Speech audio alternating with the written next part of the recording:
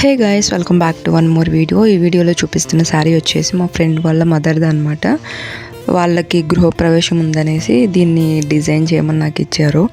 ఇంకా ఎప్పటిలాగానే నేనైతే ప్లెయిన్ కలర్ క్లాత్ అనేది తీసేసుకొని ఇంకా దానిపైన ఇక్కడ సిల్వర్ కలర్ ఉంది కదా, సో శారీ అంతా సిల్వర్ అండ్ గోల్డ్ మిక్సింగ్లో ఉంది. అండ్ ఎప్పుడు నేను వర్క్ స్టార్ట్ చేసినా కూడా ఖచ్చితంగా ఇక్కడైతే ఐరన్ చేసుకుంటాను. ఎందుకంటే కొన్ని హాఫ్ పట్టువి ఇలా ముడతలు పడిపోయి అలా వస్తాయి కదా, మనం డిజైన్ చేసినప్పుడు మనము వేస్తాం కదా, డిజైన్ అనేది ట్రేస్ చేసినప్పుడు కొంచెం అటు ఇటు అవ్వడము, స్ప్రెడ్ అవ్వడము అలా అయిపోతుంది అనమాట ఫోల్డింగ్స్ మీద వేస్తే కనుక. అండ్ ఇక్కడ ఫస్ట్ వచ్చేసి ఒక కట్ బీట్ లైన్ అనేది వేసుకుంటున్నాను నేను. యాక్చువల్లీ మా ఫ్రెండ్ వచ్చేసి మొత్తం గోల్డ్ కలర్ వర్క్ ఉన్నది డిజైన్ అయితే పెట్టిందనమాట.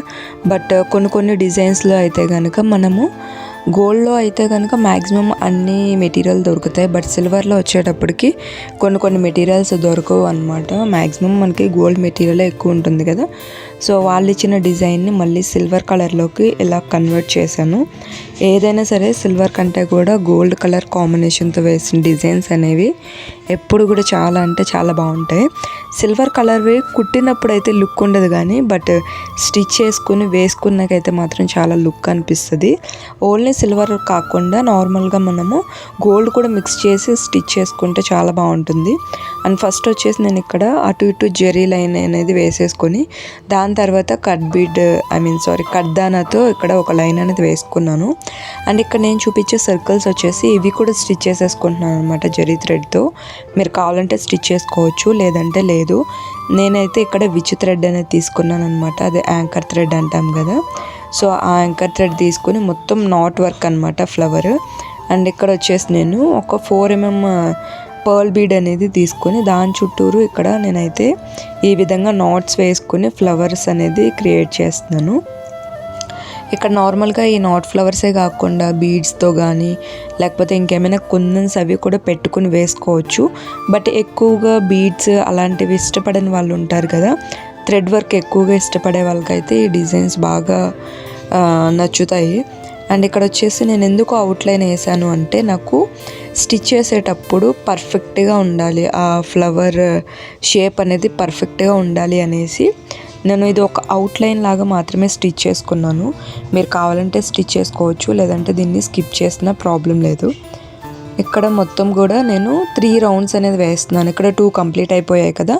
అండ్ ఇంకొక రౌండ్ వచ్చేసి బయట నుంచి ఇక్కడ సిల్వర్ కలర్ జెరీ థ్రెడ్తో వేసా కదా ఆ రౌండ్, ఆ థ్రెడ్ అనేది కనిపించకుండా యువతల వైపు నుంచి మిడిల్లోకి జెరీ లైన్ వచ్చేలాగా నేను అవతల వైపుకి ఇక్కడ నాట్ అనేది వేసుకుంటున్నాను. సో ఇలా వేసుకోవడం వల్ల ఏంటంటే మనకి ఆ జెరీ లైన్ అనేది కూడా కవర్ అయిపోతుంది, సో కనిపించకుండా ఉంటుంది అనమాట. నేను ఎందుకు ఇలా వేసుకున్నానంటే మనకి ఎగ్జాక్ట్గా రౌండ్ అనేది కరెక్ట్గా వచ్చేస్తుంది ఇలా అవుట్లైన్ అనేది వేసుకున్నప్పుడు. నార్మల్గా కుట్టాలి అనుకోండి కొంచెం అటు కొంచెం ఇటు అవుతూ ఉంటుంది అనమాట. కొంచెం ఒక ఫ్లవర్ పెద్దగా ఒక ఫ్లవర్ చిన్నగా అలా అవుతూ ఉంటుంది. సో ఇలా వేసుకుంటే కనుక పర్ఫెక్ట్గా మనకి కరెక్ట్గా రౌండ్గా ఫ్లవర్ అనేది వచ్చేస్తుంది. ఇలా మొత్తం అంతా స్టిచ్ చేసుకున్న తర్వాత ఇక్కడ ఒక నాట్ అనేది వేసేసుకోవాలి కింద సైడ్లో. మొత్తం అన్ని ఫ్లవర్స్ కూడా ఇలాగే స్టిచ్ చేసేసుకోవాలి.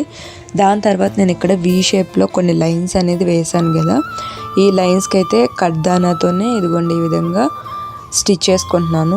ఎడ్జ్లో వచ్చేసి గోల్డ్ బీడ్ అనేది యాడ్ చేశాను అనమాట, షుగర్ బీడ్.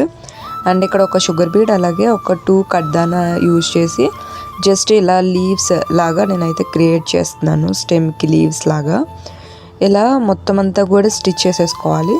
మనకి మధ్యలో ఎక్కడైనా గ్యాప్స్ ఉంటే కనుక చిన్నగా కుందన్స్ అంటించుకోవచ్చు, లేదంటే నేను ఆల్రెడీ ఇక్కడ వైట్ బీడ్స్తో ఆల్రెడీ నేను చిన్న బూటీస్లా క్రియేట్ చేశాను కదా, సో అలా అయినా వేసుకోవచ్చు. అండ్ నెక్స్ట్ ఇక్కడ వచ్చేసి ఒక 5mm పర్ల్ బీడ్ తీసుకొని దాని చుట్టూ ఒక చిన్న రోజ్ లాగా అనేది క్రియేట్ చేస్తున్నాను అనమాట.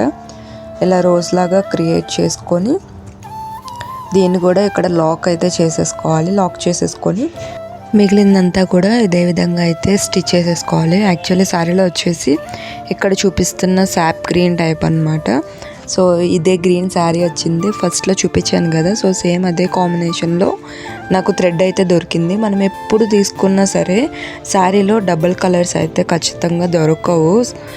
థ్రెడ్స్ వచ్చేసి నేను ఇక్కడ ఎప్పుడైనా సరే మ్యాక్సిమం అందులో ఓన్లీ సింగిల్ కలర్ తీసుకొని వేసుకుంటాను. అదే మ్యాక్సిమం మనకి హైలైట్ అయిపోతుంది, కొంచెం దగ్గరగా ఉంటే సరిపోద్ది.